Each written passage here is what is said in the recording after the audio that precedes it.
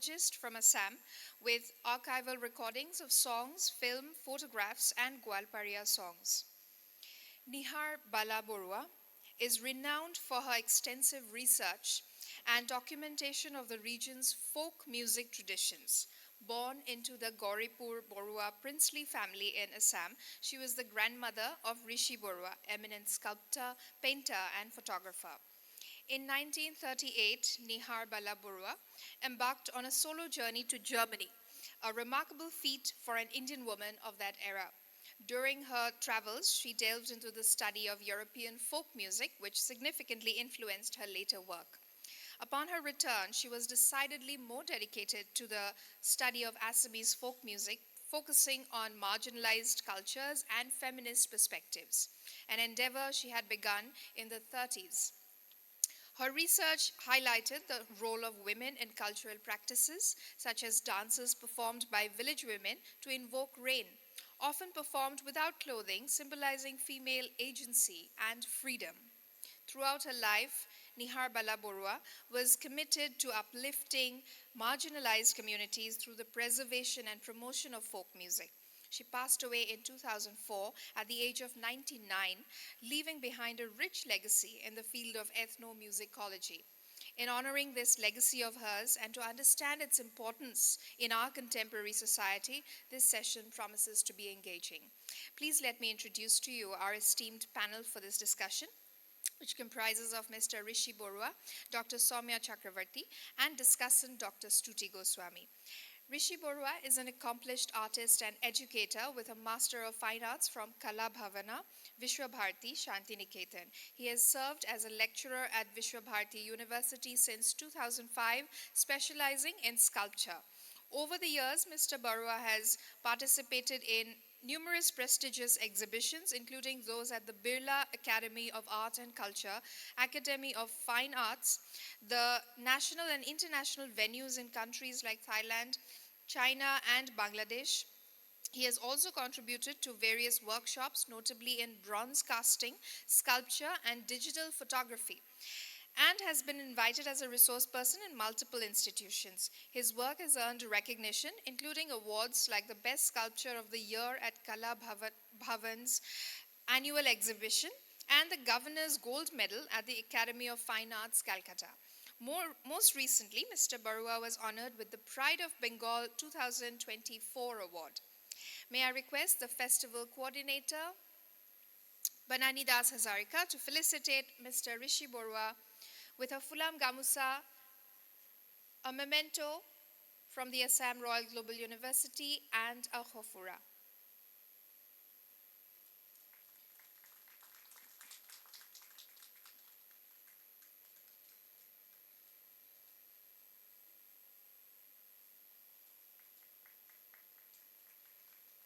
Chakravarti. Educated in physics at Presidency College under Calcutta University and University of Delhi, Saumya Chakravarti has a PhD in physics from the University of Chicago, USA. He has taught at Jadavpur University, Vishwabharati, Shantiniketan, and Presidency University, Kolkata. Professor Emeritus of Physics, California State University at Pomona, California, Professor Chakravarti was introduced to the folk music of Bengal at the mere age of 15 by Khalid Chaudhry, Nihar Barua, Mrinal Barua, and other stalwarts. Learned to play Bhawaiya Dotara under Mrinal Barua and Khalid Chaudhry. He also learned to play the Nagara and the flute under the tutelage of Ramdayal Munda of Ranchi, Jharkhand. He is a singer and collector of the music of Goalparia, Baul and Fakir music of Bengal, and the music of the Mundas of Jharkhand. May I request Dr. Jasmine Chaudhary from the Department of English, the Assam Royal Global University, to felicitate Professor Chakravarti with her Fulam Gamusa, a memento from RGU, and a Khofura.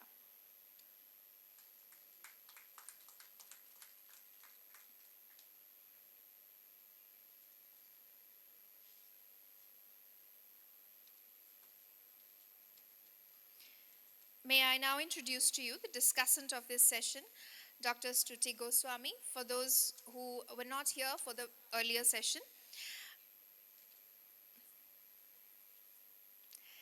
she's Associate Professor of English here at the Assam Royal Global University and is a bilingual author, translator, and editor with books coming up from Lexington Books and Bharatiya Vidya Bhavan.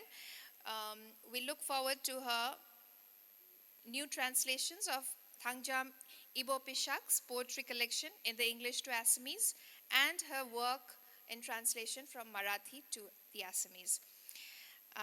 May I request all of you to come up to the stage and start this discussion. To hear the stalwarts. So we'll start with Rishi sir. Yep, absolutely. Yes.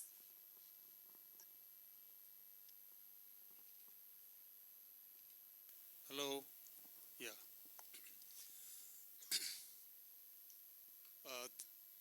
I'd like to thank everybody, Professor Shiela Bora and Saumya Roy, and Royal Global University for inviting me in this session. And I'd like to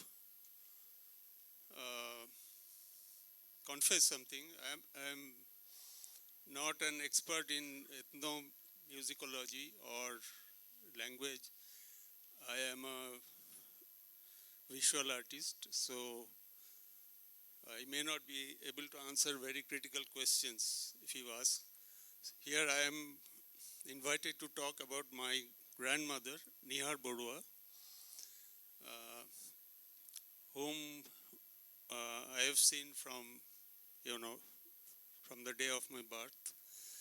And I have a small slide presentation just to show her some photographs that I have on Nihar Barua. So can we show the slides, please? Can we start this?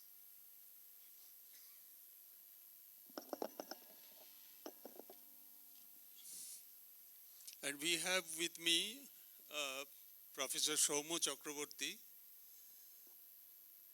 who had incidentally learned some folk music from my father, Mrinal Barua, and also from Nihar Barua. So he is going to talk after me, and I'll start with Nihar Barua. Nihar Bora was born in the that Bora family of Goalparia, which is about a few hundred kilometers from where we are sitting right now. It's, can we have the next slide?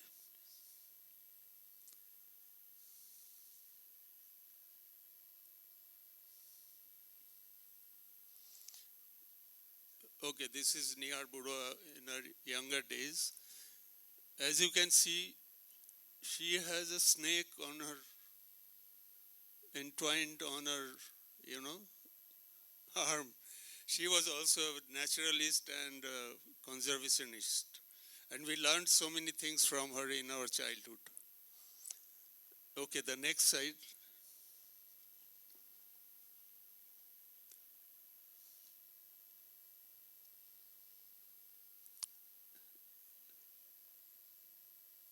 Yeah.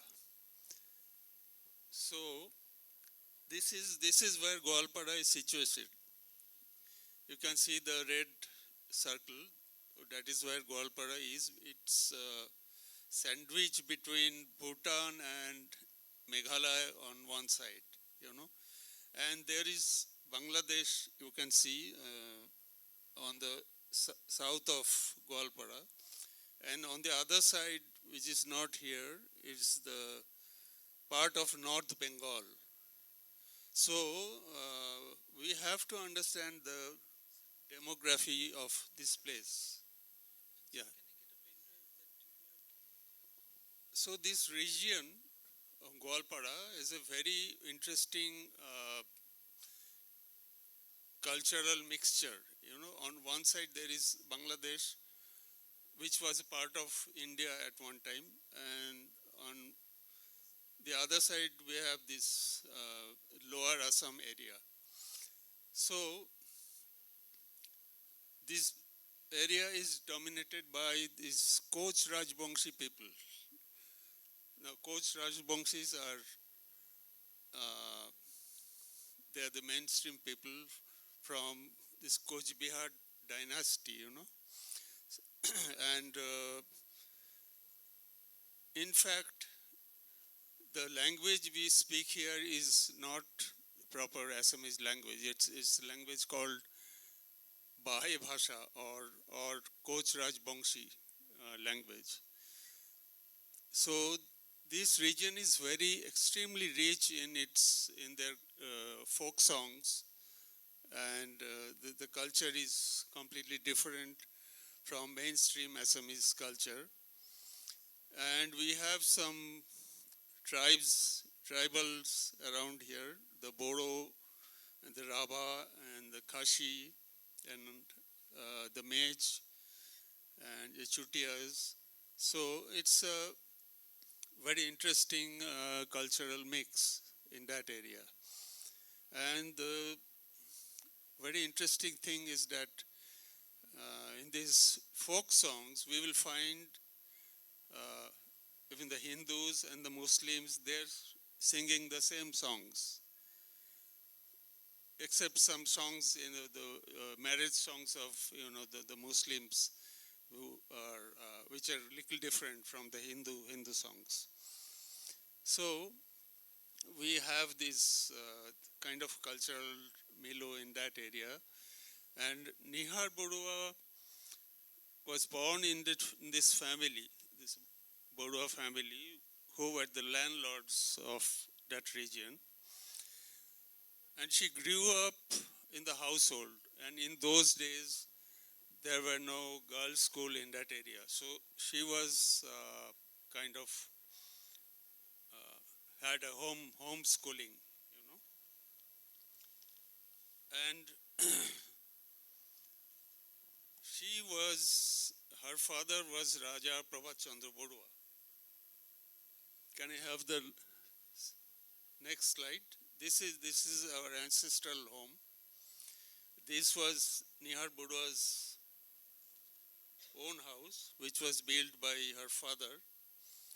And that is a building called the Matia Bagh, which was a kind of summer house for the landlords in those days.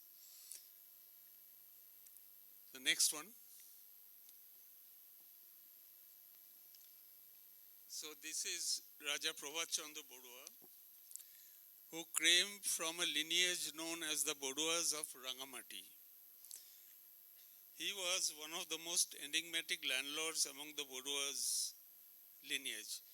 He was not only benevolent in his practices, but also a socialist who pushed reforms like setting a cap on hunting, conserving wildlife and nature, and other development policies.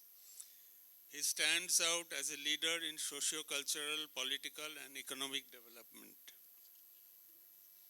So, Nihar was brought up in this household. And in fact, she was inspired by a very old lady who used to come to her house for to have a meal or something. And in return, she will dance and sing folk songs. Her name was Akhtur. So that's how she started, her interest in folk songs. And afterwards, after she got married at the age of 11, uh, she continued. She went to her, in-laws' place, and they came back to Gauripur again, and she settled there. After that, she continued to collect and record these folk songs. In those days, there were no tape recorders. So what she did was she wrote down the songs and memorized them, even the tunes, you know. So that's how she started collecting her, folk songs archive. So in the 30s, I think we can say that she was one of the earliest ethnomusicologists of those days. What kindled her interest as a young girl was this akrur, and then she grew up her, she tried collecting things from around the village and from the household maids and the people who worked in the household. And then when she, after her marriage, by the age of 25, she already had 6 children. So on one side, she was, taking care of her family. And on the other side, she was collecting the folk songs and stories and ballads and everything.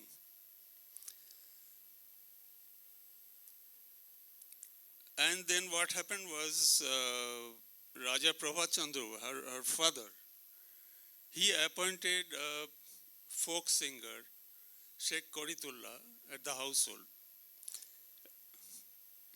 And he started teaching,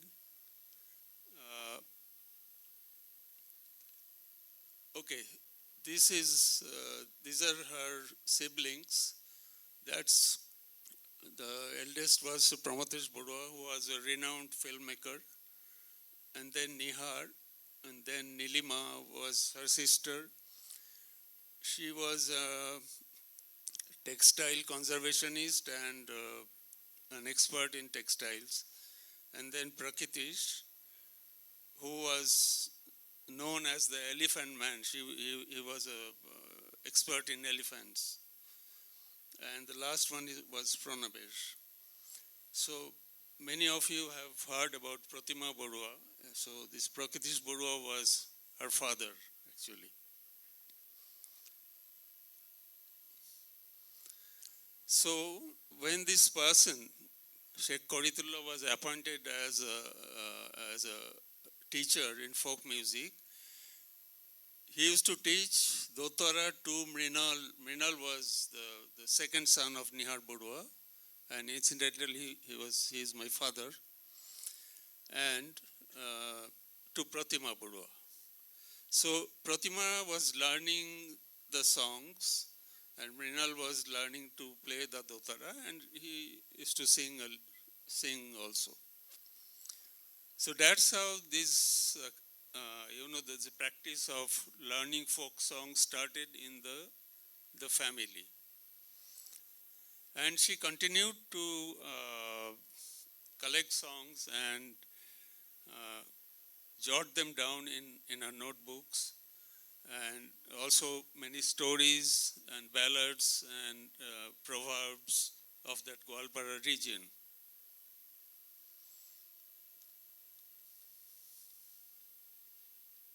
Okay, it's not happening. The next slide. So we have this affinity with elephants. In the family, there were many elephants. And when you have so many elephants in the household, we have to have mahouts, the keepers of elephants. And these mahouts, some of them were also folk singers, and they would play the dotara and also train the elephants and look after the elephants. So they also started learning these songs from the mahouts.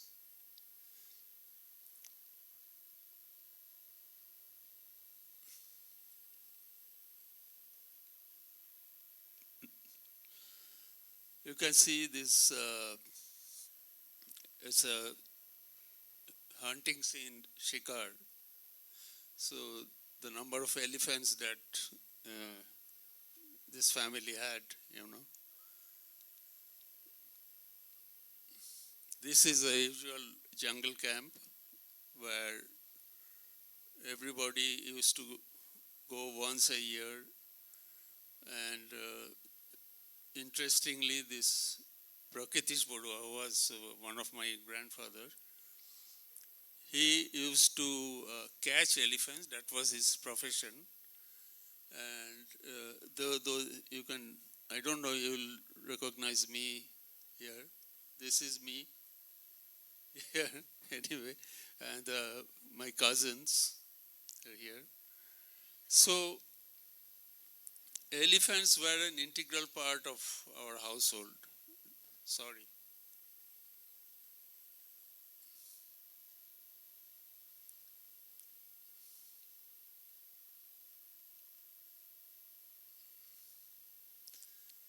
So that's again Nihar Bora with her grandchildren, and this is in a camp. Then in the 50s, she shifted to Kolkata from Gauripur. And she continued to,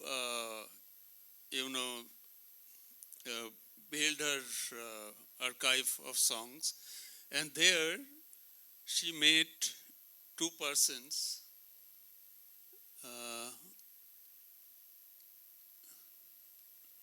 Why is not happening? Can I have the previous one slide? No, sorry. After this.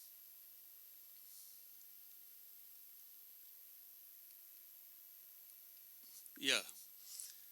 So in Kolkata, she met two persons, namely Khaled Chaudhary and Mr. Hemango Bishar.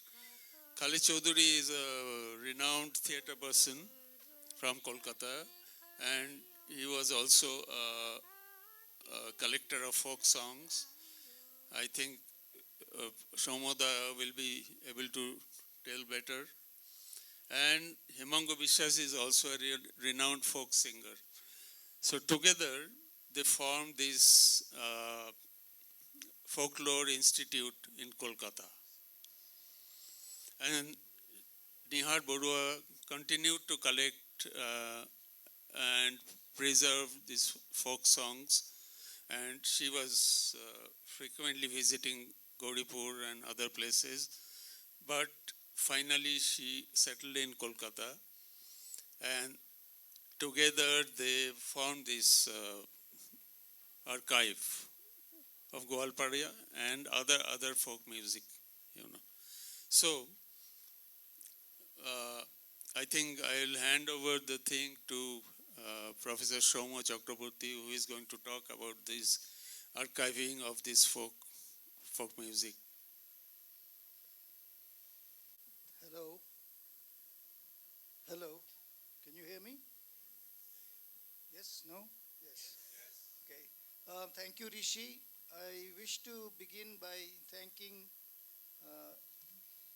the Global University and Shiela and most of all Saumya for inviting me with Rishi to tell you a little bit about Nihar Barua.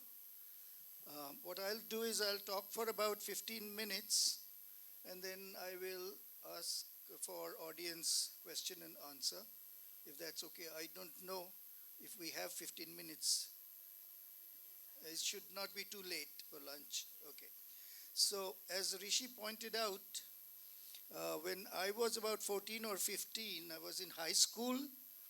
My close family friend and later my mentor, Mr. Khaled Chaudhary, the theater set designer and the most naturally talented man I have seen in terms of music, he decided to get together with various friends to start what he called the Folk Music and Folklore Research Institute.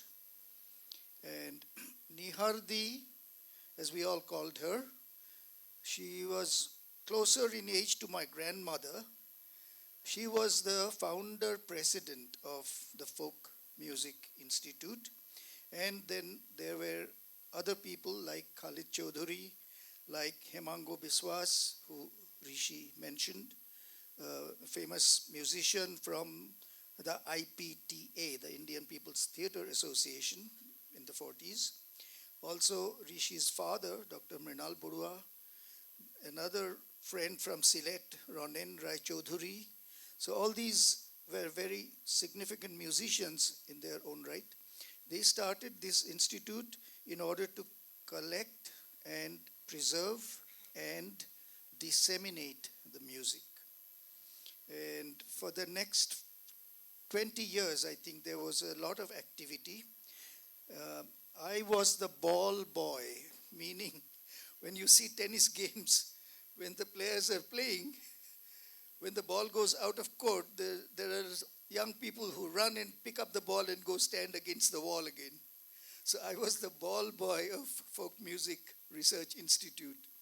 I used to carry the tape recorders. They were first small tape recorders, which you could carry on your shoulder. Later on, they became giant tape recorders, spool tape recorders that you could not carry. I used to transcribe the songs because I was then the youngest in the pecking order, and I could be ordered. So I listened, I transcribed the songs over and over again, and then Khalid Chaudhuri introduced me to the Dotara. When I was 14, he tried and failed. I didn't have the patience. So a couple of years later, he started again, and then he sent me to Rishi's father, Dr. Mrinal Barua, to pick up the Bhavaya style of playing and with a Bhavaya Dotara. And from then on, I was very close to the Barua family. Now, what happened during the Folk Music Institute's lifetime was there was a palpable excitement in collecting the songs. We went to the field to collect and then bring the music back and then catalog it, transcribe it, and so on. There were sometimes artists available in Calcutta, visiting artists, people often from the refugee colonies that had been displaced from East Pakistan during the partition of India. There were some amazing musicians. When we found that there was a musician in such and such a refugee colony, we would go and meet the person and then record.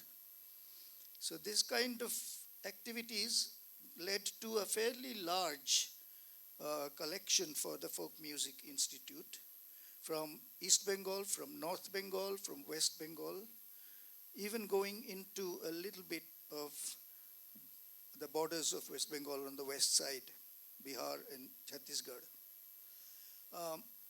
And then on top of that, there were occasional recitals that were arranged by the Folk Music Institute. So, as Rishi pointed out, his aunt Pratima Barua was one of them who came to Kolkata and performed for the Folk Music Institute. There were North Bengal musicians who came, and these were all recorded. And Nihardi was the president of this. So she was overseeing the entire activity. What we didn't realize then, or I didn't realize then, that she had been collecting and publishing since the 1930s. Later on, I found that she had published in very renowned Bengali magazines the songs of Goalparia with annotations and commentaries.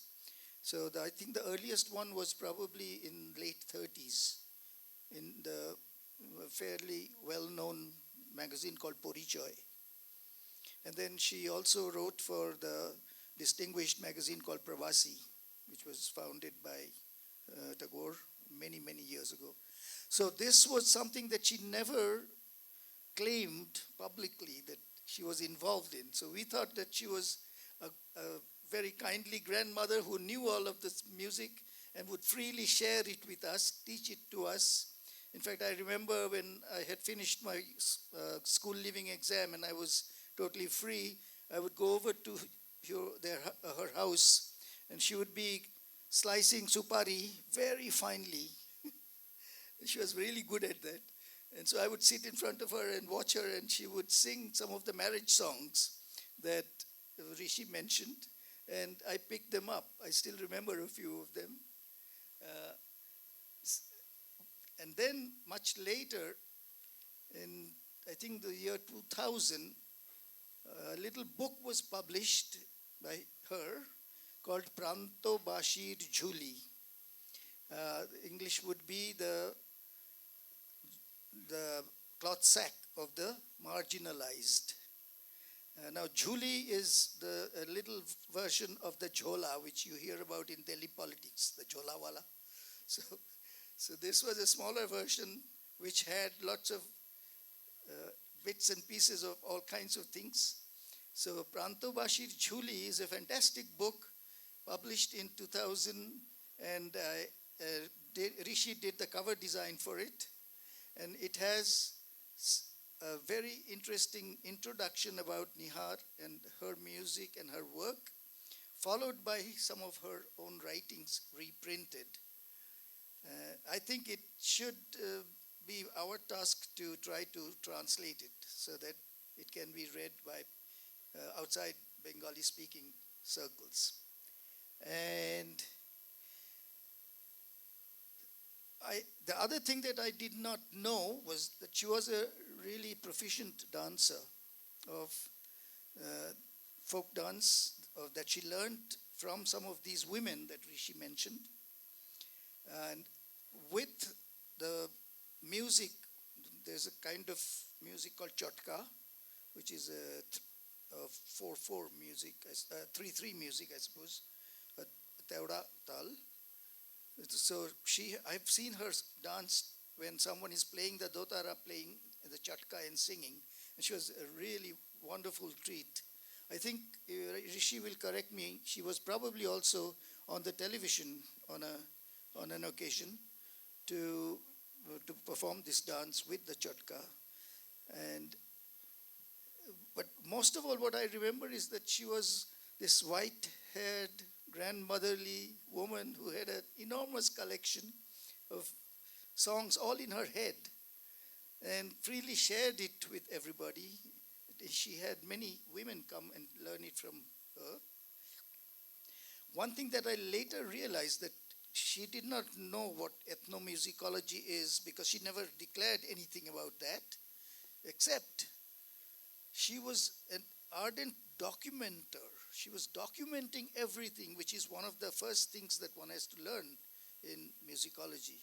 So throughout her life, she documented the songs that she learned, not only in her head, so she knew the songs, but she also wrote down the texts, the lyrics. I think she has more than 1,000 songs. She has written down. Yeah, I'm excited to hear that, because then it seems like she did not bring out the large chunk of all the 1,000 songs. We heard only about maybe a few dozen. So where are those hidden songs? We need to find them and maybe bring them out and publish them as lyrics of the Goalparia songs. I have an old steel trunk which still have lot of documents which I have, I need your help to, Yes, I can guarantee honor them and that I will be pushing Rishi to do this, because I live near his house, so I can keep prodding him to open that trunk and see what's in there and find out, and then maybe try to put them together. Are we still on time, or are we running late? Can we hear a small clip of her music Yes, in her own voice? That would be really nice. Yes.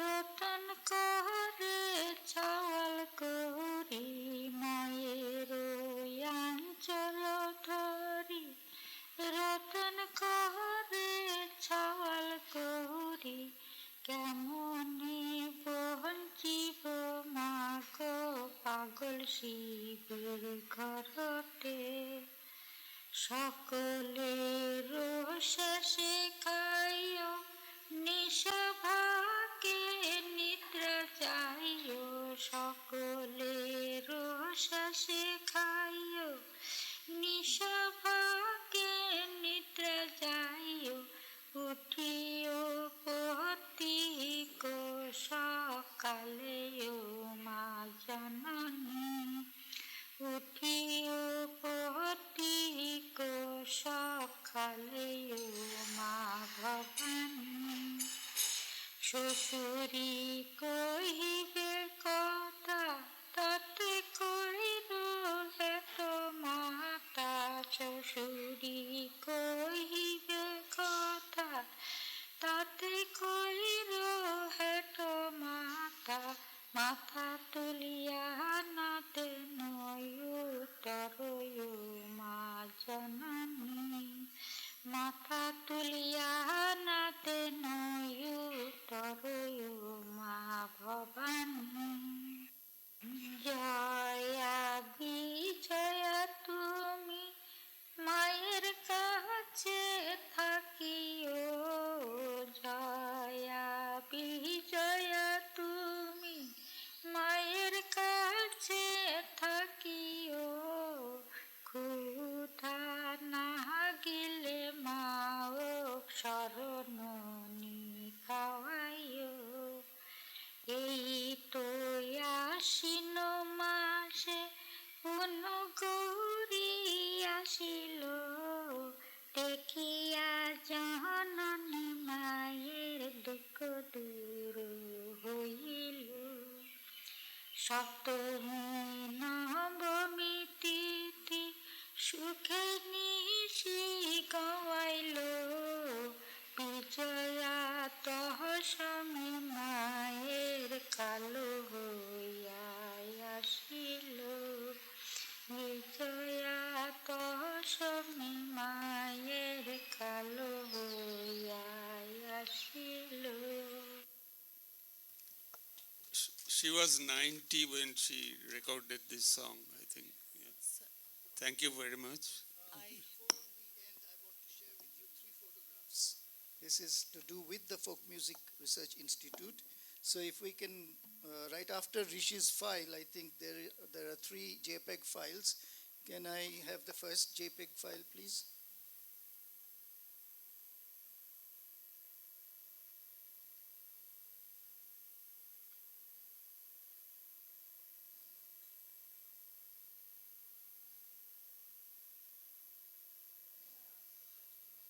Surely.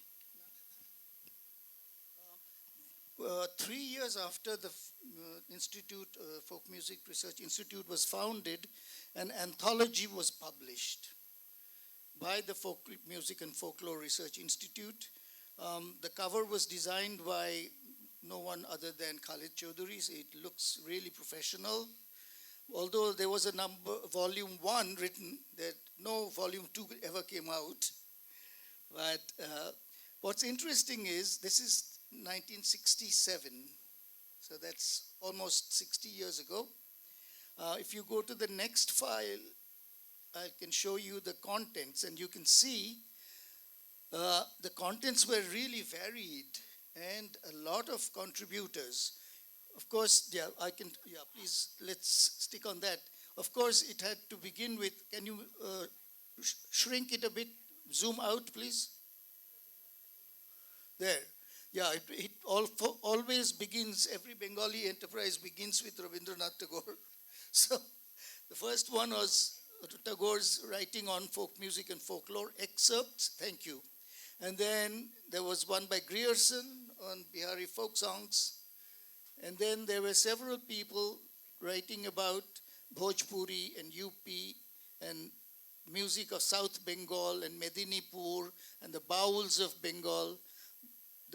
tribals of West Bengal, the Totos, then a brief survey of Nepalese folk songs. So you can see that there's a tremendous variety. And then toward the end, just the third one from the bottom is Assamese folk songs, a general survey.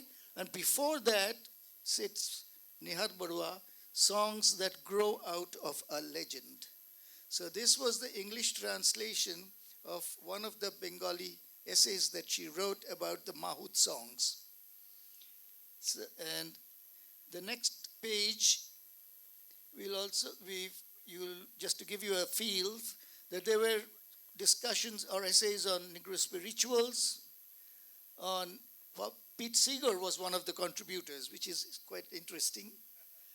Popularization of folk songs in USA. Then there was an article by the renowned Jasimuddin on the decline of folk songs and the problems of collecting and editing. And finally, Hemango Biswas writing an epitaph. But it looked like for those at that time, 1967, this was a tremendous amount of work, variety and foresight and past of the general rich folk music world that we had in India, in Eastern India at least. So this has been reprinted, the anthology, I think about several years ago.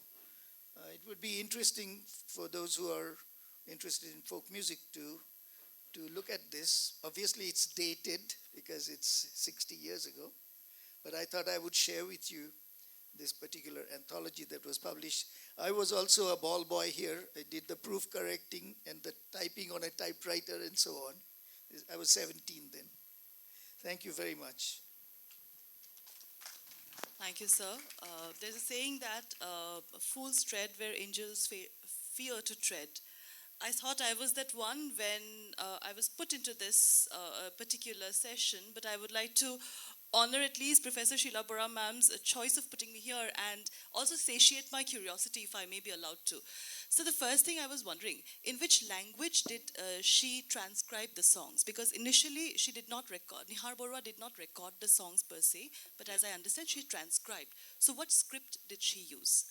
It was it's Bengali script. Bengali script. Yes. Okay, so how many, like you said, and that was also a question on my mind, how many songs did she transcribe or record? If it is 1,000, yeah, nearly 1,000, nearly and 1,000. how many have been published till now? Or she wrote some essays in different as understood? Yes, as Sir had said. Yes.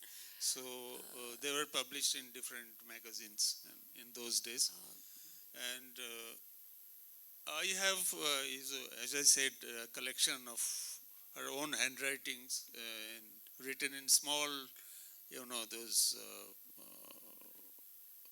what do you call these, exercise books and notebooks. So these are there, which are not published yet. But they have not been digitized as well, I'm sure. No, these are not. I think it needs But to be. we have, as Shomoda has a great collection of Goalparia folk music, which he has digitized over the time. So that is there. But not all songs are, we have the recordings of all songs. There are hundreds which are not, which we don't have recordings. Okay, and the ones that are recorded, in which format do they exist? Like that Shomoda will be able to so see. actually. Those times, there was no MP3. Yes. So maybe you could. Recorded on.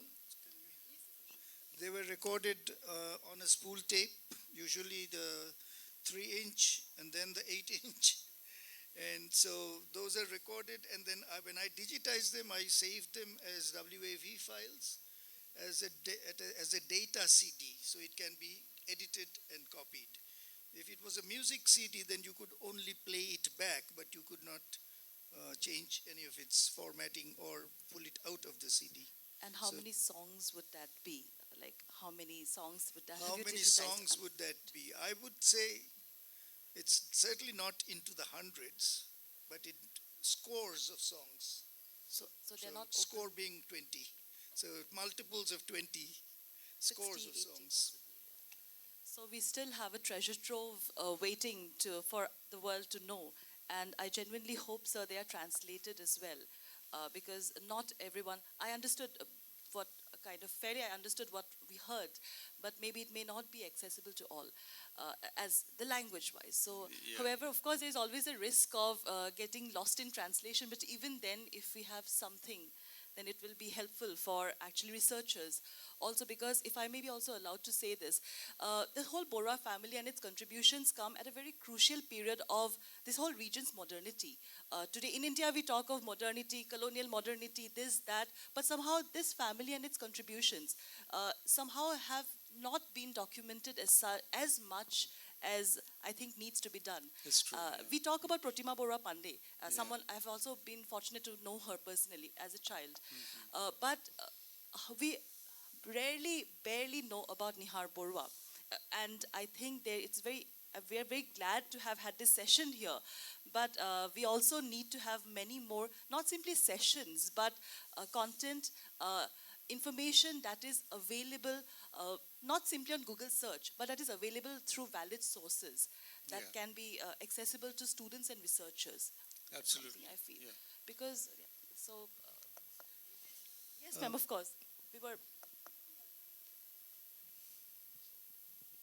Thank you, Mr. Barua. This was so wonderful. No?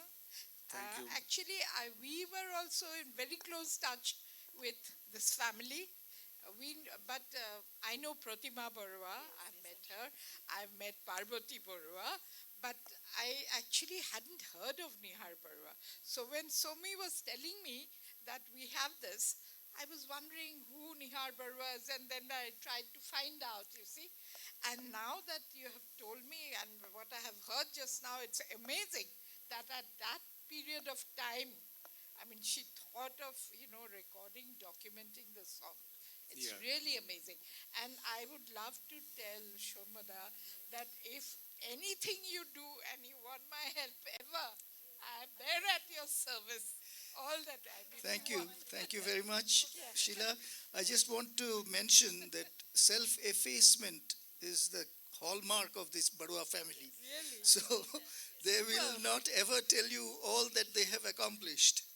You have to find it yourself as you start sort of interacting with them. I mean, as you can see. Super.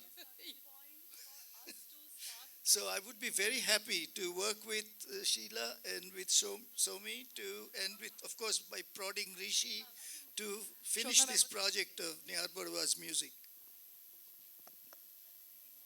Yeah.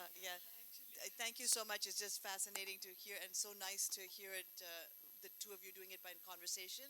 I would love to. I think this is like a project that is perfect for us to correspond on, which will come from the heart and our joint interest in music and just discovering what else is in your trunk. I was told we should get a picture of the trunk and figure out what's in there. Thank you so much. I'm looking forward to talking to both of you some more. Hello.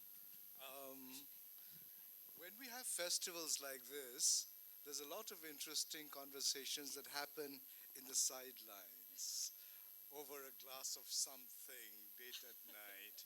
So I want to divulge something that happened yesterday, if I may.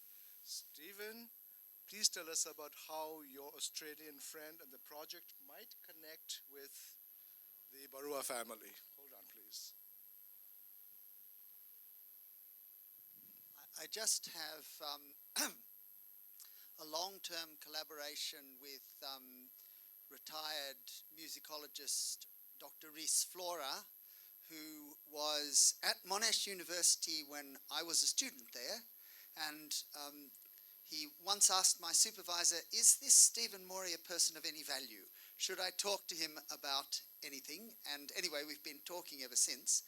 And he has had a long-term interest in searching out information about archives of India. And one thing he discovered was some recordings that had been made in Nagaland in the 1930s. And from that led us to find a PDF version of the catalogue of the archive of recordings in the Phonogram Archive in Berlin. And this morning, in discussion with Professor Chakravarti, we discovered that there was something in there of great interest to you.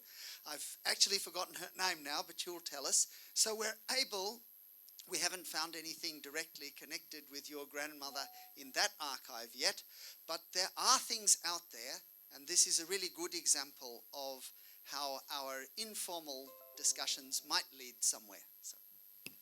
Thank you. Actually, I'll take it.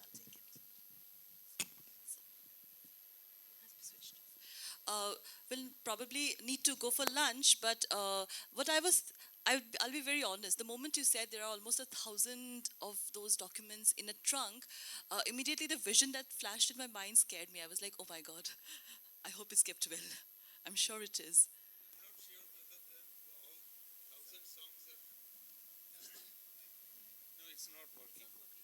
I'm not sure whether all these 1,000 songs are there in the trunk, but we'll have to find out together.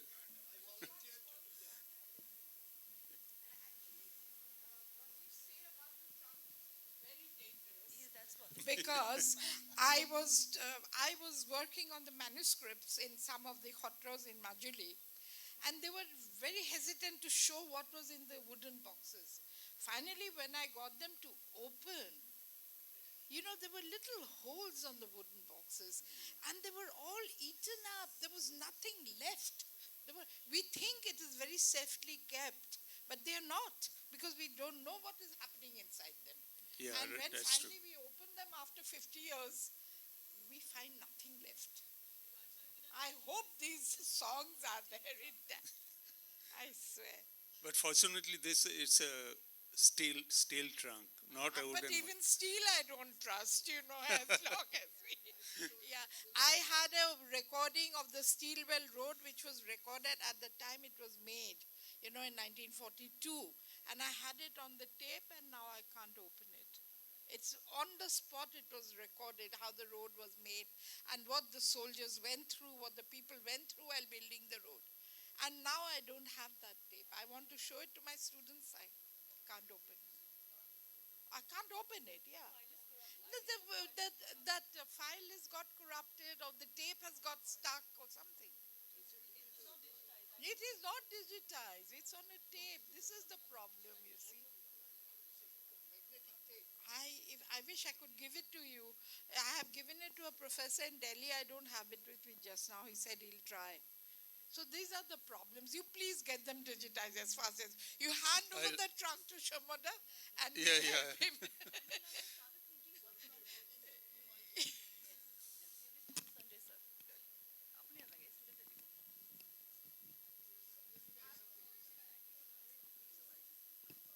All of us are very excited by this. I mean, I have a little story of Pratima Pandey Bora because I had made a series for Doordarshan on the Brahmaputra with Gautam Bora. And one of the highlights of that series was part of an episode. We went to Gauripur. We went to the Hawa Mahal and spent about 2 hours with her. And we took a trolley. So the entire, not just she was there with her son and daughter-in-law, and it was an amazing experience just to listen to her and to hear all that with the river in the background. So that is something I can offer you. I mean, it's Doordarshan property, but they don't. Yeah, maybe. That I can send it. So there are many things like that which I think we can pull together.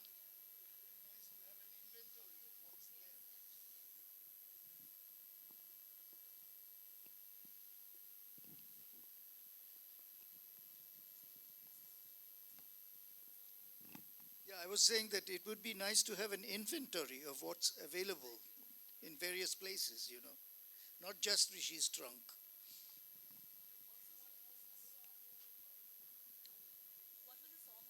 It's a little girl when she had just got married, and she's leaving her, her mother's place, and she's telling this, she's very sad, and she's expressing her sorrow to her mother. You know, that I am living for my in-laws place. So that's the song about. You know. Yes, yes. But Nihar Bora was, I don't say she was a great singer, but she picked up the tunes, you know, and she learned them by heart. That was. Yeah, she sang very well, but these songs, the marriage songs and the parting of the brides leaving the house, these are never accompanied with any dotara music. These are all free, sort of solo voices.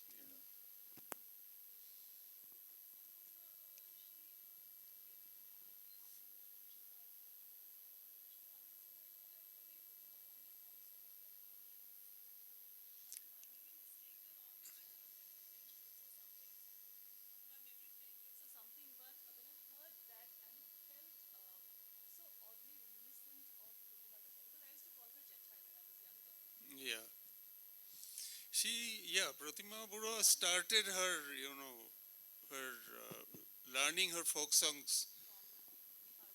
Yeah, Nihar Bora was the one who appointed Sheikh Koritullah to teach the songs to my father and Pratima Bora.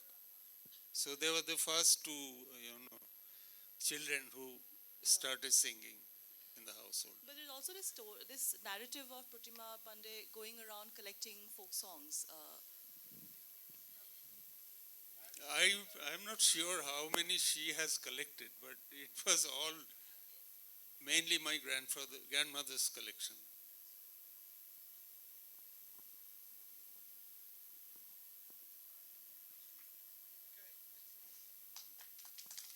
Thank you.